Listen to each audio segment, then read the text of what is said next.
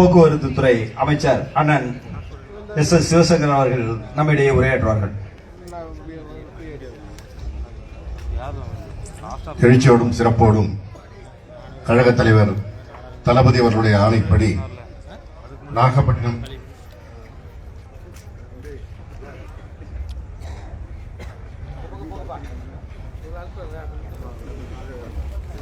நாகப்பட்டினம் நாடாளுமன்ற தொகுதி பரப்புரை கூட்டமாக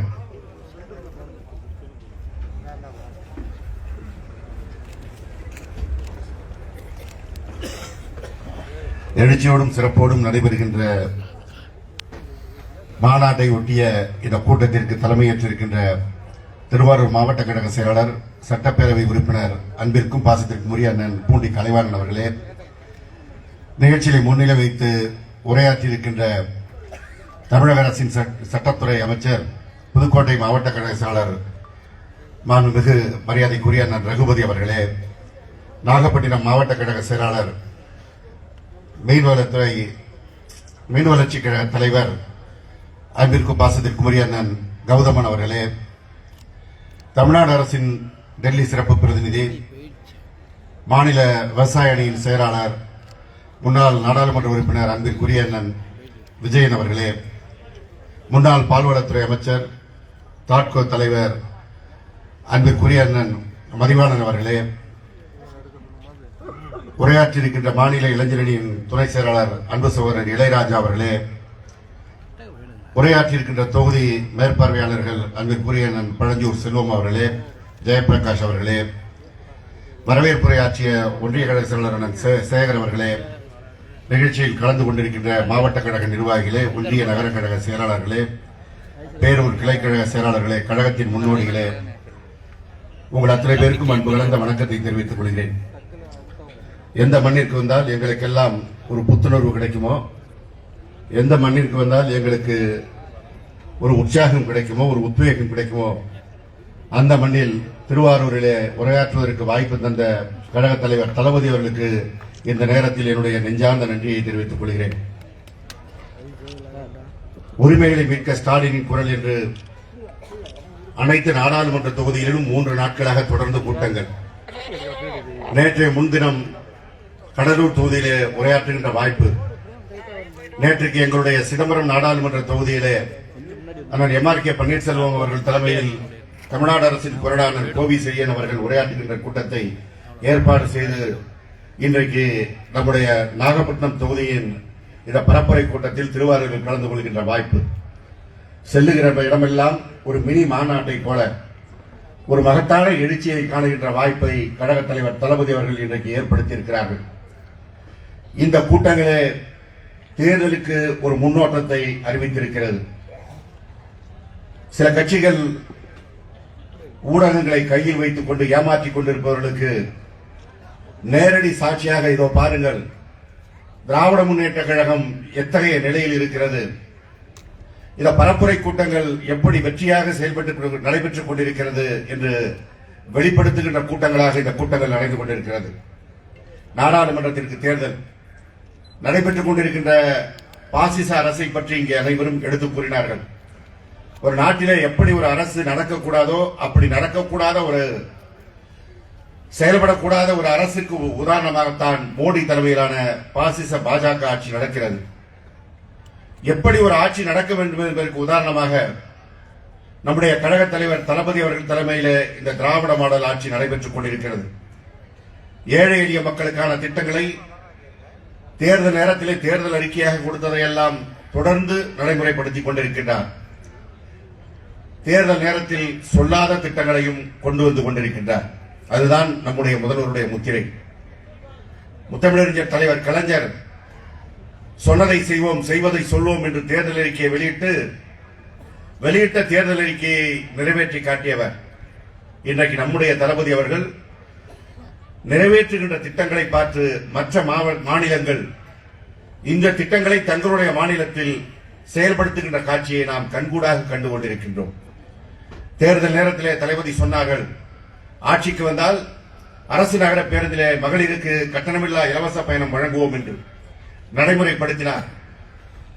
இதுநாள் வரை 425 கோடிக்கு மேல் அந்த மக்கள் அந்த பயணத்தை பயன்படுத்தி இருக்கிறார்கள். ஒரு நாளைக்கு 49 லட்சம் மகளிர் அந்த பயணத்தை பயன்படுத்திக் கொண்டிருக்கிறார்கள். அப்படி அந்த இலவச பயணத்தை அவர்கள் மேற்கொள்வதால் இதற்கு முன்பாக அவர்கள் செலவு செய்த தொகையை இப்பொழுது மிச்சம் பிடிக்கிறார்கள். அது மாதம் 800 ரூபாயிலிருந்து 900 அளவிற்கு அவர்களுக்கு மிச்சம் கிடைக்கிறது. எனவே அந்த மகளிருடைய வாழ்க்கையில் ஒரு மகத்தான முன்னேற்றம் இன்றைக்கு ஏற்பட்டுக் கொண்டிருக்கிறது. அதை பார்த்துதான் பக்கத்தில் கர்நாடக மாநிலத்தில் தேர்தல் வந்தபோது காங்கிரஸ் அதை திட்டமாக அறிவித்தார்கள். ஆட்சிக்கு வந்தவுடன் நடைமுறைப்படுத்தியிருக்கிறார்கள்.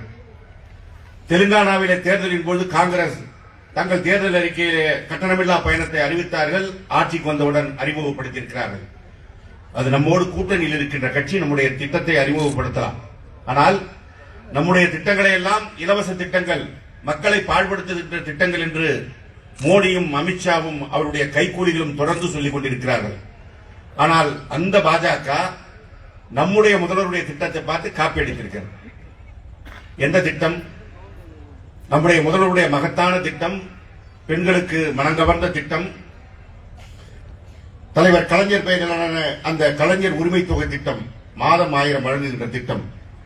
அந்த திட்டத்தை பாஜக தான் ஆளுகின்ற மத்திய பிரதேசத்தில் அமல்படுத்தியிருக்கிறார்கள். எந்த முதல்வரை அவர்கள் கிண்டல் செய்கிறார்களோ, எந்த முதல்வரை ஏரடியம் செய்கிறார்களோ, அந்த முதல்வர் கொண்டு வந்திருக்கின்ற திட்டத்தை பார்த்து அவர்கள் செய்திருக்கிறார்கள் என்றால் அவர்களுக்கும் வழிகாட்டுகின்ற முதல்வராக நம்முடைய முதல்வராக இருக்கின்றார். அதன் காரணமாகத்தான் இந்தியா டுடே பத்திரிகை இந்தியா முழுவதும் ஒரு சர்வே நடத்திய போது இந்தியாவில் இருக்கின்ற முதலமைச்சர்களில் எந்த முதலமைச்சர் சிறந்த முதலமைச்சர் என்ற சர்வேயில் நம்பர் 1 முதலமைச்சர் என்று நம்முடைய முதலமைச்சர், நம்முடைய கழக தலைவர் தளபதி அவர்கள் இடம்பெற்றார்கள். வாக்களித்தவர்கள் என்ன தமிழ்நாட்டை சேர்ந்தவர்கள் மாத்திரமா? இல்லை, இந்தியா முழுவதும் இருக்கின்ற பல்வேறு மொழி பேசுகிறவர்கள். இன்னும் குறிப்பாக சொல்ல வேண்டும் என்றால் இந்தி பேசுகின்ற மாநிலத்திலும் நம்முடைய முதல்வருடைய திட்டத்தை தான் ஏற்றுக்கொண்டிருக்கின்றார்கள் என்றால் இன்றைக்கு எப்படி ஆட்சி நடத்த வேண்டும் என்பதற்கு ஒரு கொள்கை ரீதியாக இலக்கணம் வகுத்து நடத்தி கொண்டிருக்கின்ற முதலமைச்சராக நம்முடைய முதலமைச்சர் திகழ்ந்து கொண்டிருக்கிறார். அந்த முதலமைச்சருடைய திட்டங்களை தடை போடுவதற்குத்தான் இன்றைக்கு ஒன்றிய அரசு துடித்துக் கொண்டிருக்கிறது. நம்முடைய சட்டத்துறை அமைச்சர் ரகுபதி அவர்கள் குறிப்பிட்டார்களே, நாம் கொடுக்கிற வரி பணத்தில் நமக்கு வர வேண்டிய பங்கு வந்து சேரவில்லை.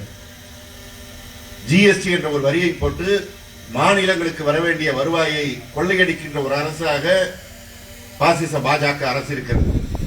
அப்படி கொள்ளையடிப்பதிலும் உரிய பங்கை நமக்கு தருகிறார்களா என்றால் அதுவும் இல்லை. ₹1 நம்மிடத்திலிருந்து வரியாக பெற்றால் 28 காசுகளை திருப்ப தருகிறார்கள். அதிலும் வட மாநிலங்களுக்கு கூடுதலாக தருகிறார்கள் என்பது ஒரு செய்தி. அங்கேயும் முழுமையாக செலவு செய்கிறார்கள் என்றால் இல்லை. அப்ப அந்த பணம் எங்க போகுது?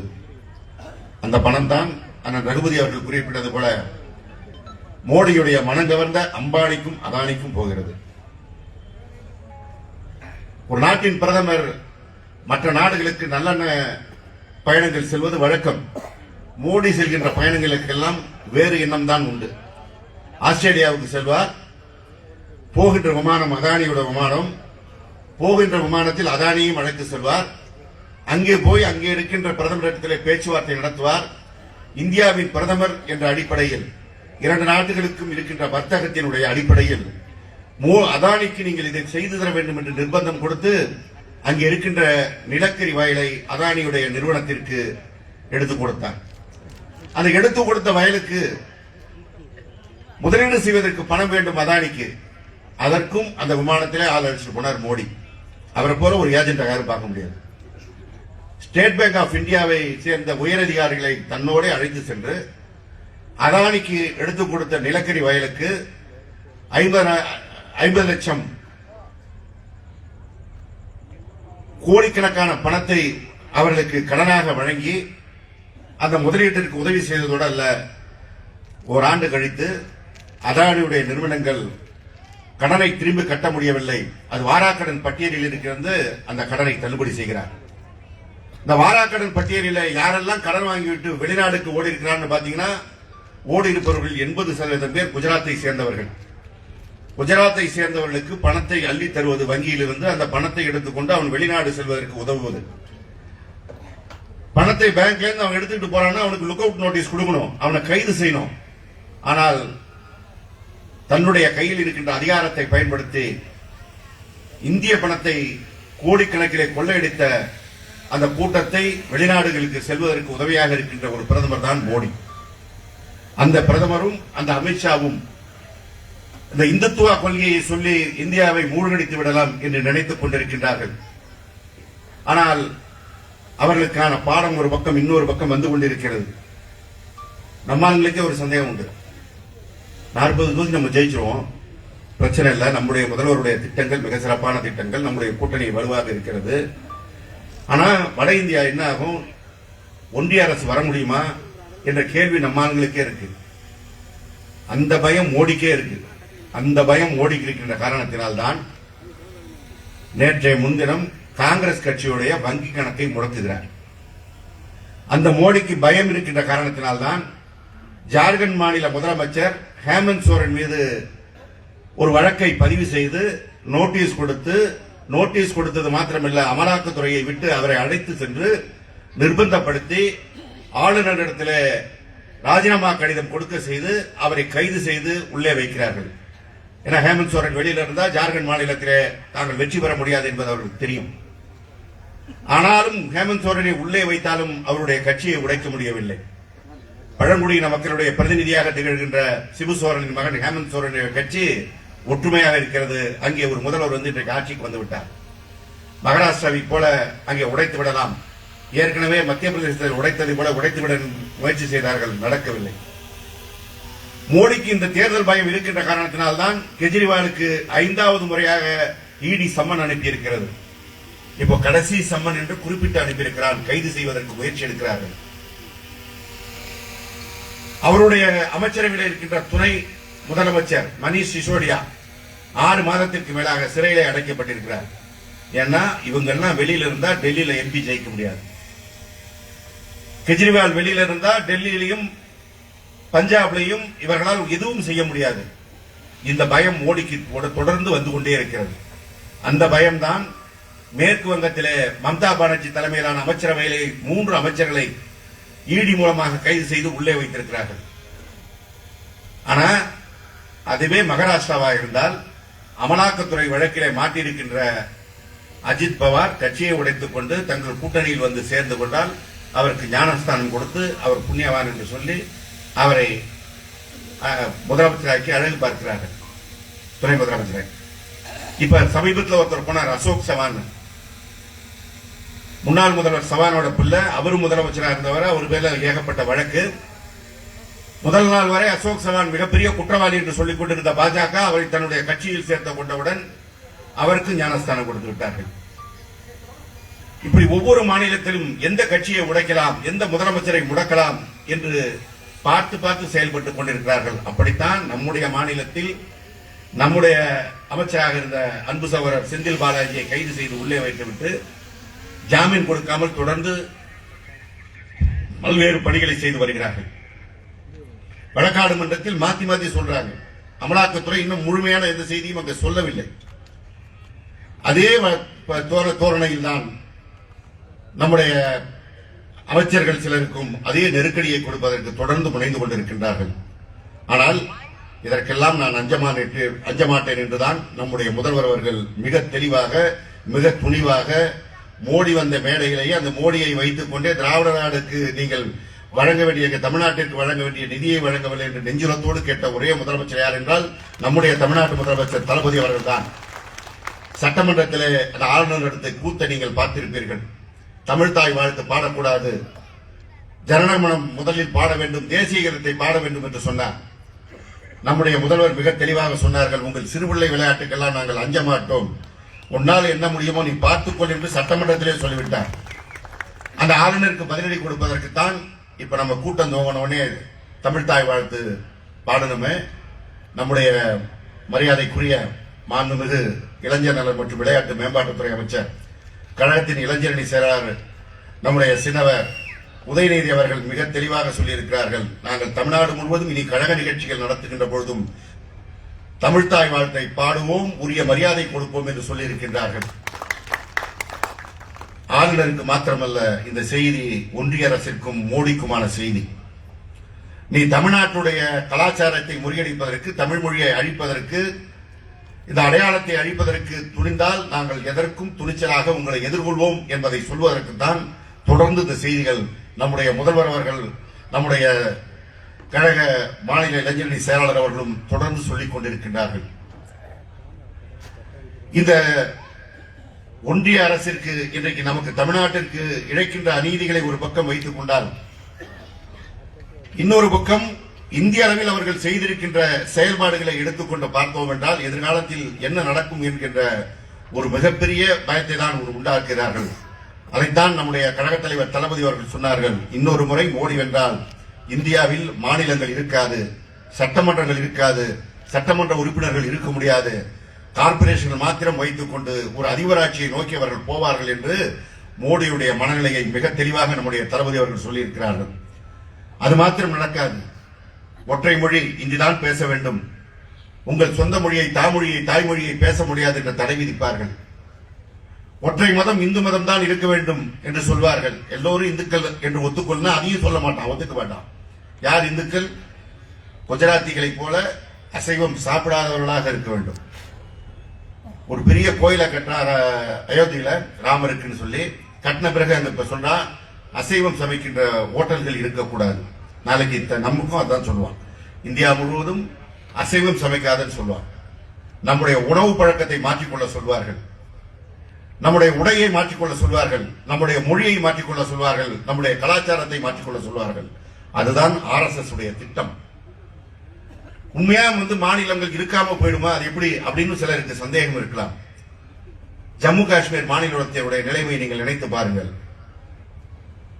அந்த ஜம்மு காஷ்மீர் இன்றைக்கு மாநிலமாக இருக்கிறதா? உடைக்கப்பட்டு சின்ன பின்னமாக்கப்பட்டு யூனியன் பிரதேசமாக ஆக்கப்பட்டிருக்கிறது மோடியால். நாளை எல்லா மாநிலத்திற்கும் இந்த நிலை வரலாம் என்றுதான் ஜம்மு காஷ்மீர் உடைக்கப்பட்ட போதே நம்முடைய கழக தலைவர் தளபதி அவர்கள் முதல் குரலாக எதிர்த்து கொடுத்தார்கள். என்ன சொல்லணும்னா, தேசிய கட்சிகள் முதல் போராட்டத்தை அறிவிப்பதற்கு முன்பாக நம்முடைய திராவிட முன்னேற்ற கழகத்தின் போராட்டம் தான் டெல்லியில் நடைபெற்றது. காஷ்மீருடைய மாநில உரிமையை அந்தஸ்தை ரத்து செய்த பொழுது இந்தியா முழுவதற்கும் தலைவர் நம்முடைய கழக தலைவர் தளபதி அவர்கள் தான் கொள்கை ரீதியாக பாசிச பாஜக அரசினுடைய மக்களுக்கு எதிரான கொள்கைகளை எதிர்த்து குரல் கொடுக்கின்ற தலைவராக இருக்கின்றார்.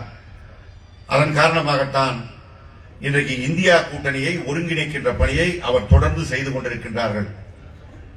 மோடியுடைய பயம் பல விதத்தில் வெளிப்பட்டுக் கொண்டிருப்பது அவர்கள் மிகப்பெரிய வெற்றியை பெற முடியாது என்ற காரணத்தினால்தான் அதை இன்னும் மிக தெளிவாக நம்முடைய கழக தலைவர் அவர்கள் திட்டமிட்டு இந்தியா கூட்டணியில் இருக்கின்ற கட்சித் தலைவர்களோடு பேசி ஒரு மிகப்பெரிய வெற்றி பெறுவதற்கான தன்னுடைய பணிகளை செய்து கொண்டிருக்கின்றார்கள்.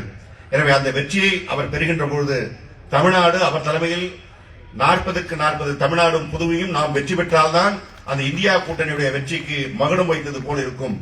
எனவேதான் இந்த ஸ்டாலினின் குரல் பாசிசத்தை எதிர்த்து என்ற மாநில உரிமையை மீட்கின்ற குரலாக தமிழ்நாடு முழுவதும் ஒவ்வொரு நாடாளுமன்ற தொகுதியிலும் ஒழிக்க வேண்டும் என்ற கூட்டத்தை ஏற்பாடு செய்திருக்கிறார்கள். இந்த குரல் வந்திருக்கின்ற மேடையில் இருக்கின்ற நாங்கள் மாத்திரம் நம்முடைய தளபதி அவர்களுடைய குரலாக ஒழித்தால் போராது. வந்திருக்கின்ற கழக தோழர்கள், கழக தொண்டர்கள் ஒவ்வொருவரும் நம்முடைய தளபதியின் குரலாக, உரிமைகளை மீட்கின்ற ஸ்டாலினின் குரலாக உங்கள் பகுதியில், உங்கள் தெருக்களில், உங்கள் கிராமத்தில், உங்கள் அக்கம் பக்கத்தில் இருப்பவரிடத்திலே ஒழிக்க வேண்டும். பாசிச பாஜக ஆட்சியுடைய மக்கள் விரோத கொள்கைகளை எடுத்து சொல்ல வேண்டும். நம்முடைய கழக தலைவருடைய சாதனைகளை எடுத்து சொல்ல வேண்டும். வெற்றியை உறுதி செய்ய வேண்டும். இது தலைவர் கலைஞர் பிறந்த மண். கழக தலைவர் தளபதி அவர்கள் சொன்னார்கள், டெல்டாவிற்கு நான் தான் பிரதிநிதி என்று.